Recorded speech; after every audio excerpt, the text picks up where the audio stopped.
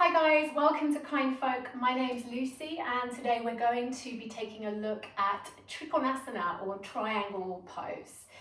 So a really lovely pose to connect to the earth while we expand open.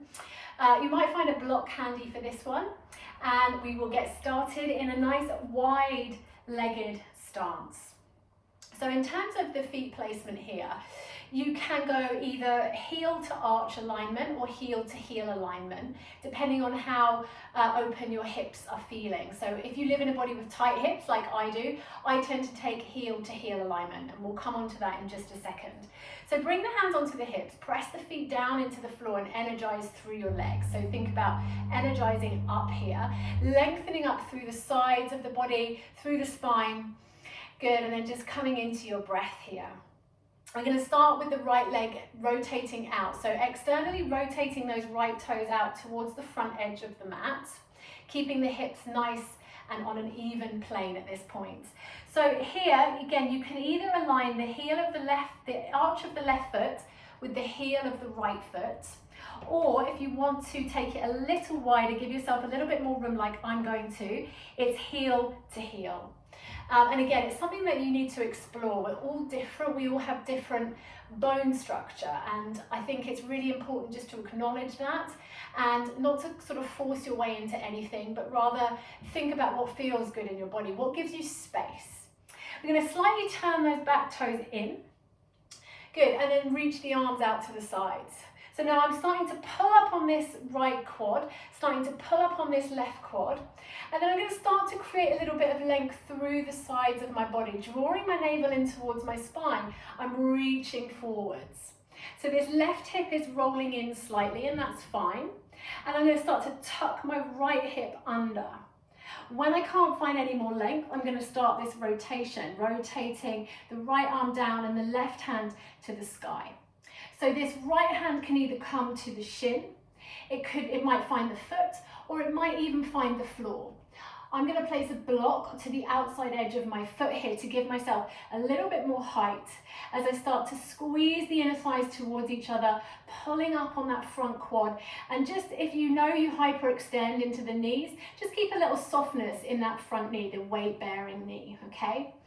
Nice, so start to breathe here, begin to expand in all directions and think about lengthening through both the right side and the left side of the body. So we want to find a nice equal length on both sides rather than crunching to the floor towards the floor, lifting and expanding here.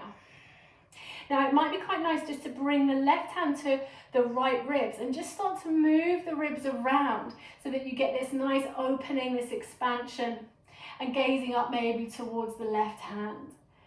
Very nice. You could look neutrally, so keeping the neck neutral in line with the spine, or you could look down towards the floor, whatever feels good for you here. So just finding what works in your body. Keep rotating the chest around as you breathe. On the inhale, lengthening through the sides of the body, and on the exhale, finding that expansion. Shoulders are away from the ears. Lovely work. Good, so really grounding down into the feet while we expand and reach up. So this left arm, I'm actively reaching up. Now pressing down into the feet, we're going to start to lift all the way back up. And then just turn the front toes back in and relax the arms down for a moment. Good job. So let's take it to the other side. So just moving the block if you're using one. And this time actually I'm going to keep the hand on the shin just to show you the other way of doing it without the block. So again, bringing the hands back, taking that nice wide stance, rooting down through the feet, energizing up through the legs, so lifting everything in and up.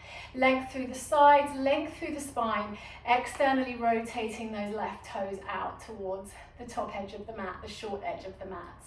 Think about the pelvis, you know, we're not here, we're not kicking it out, everything's nice and even.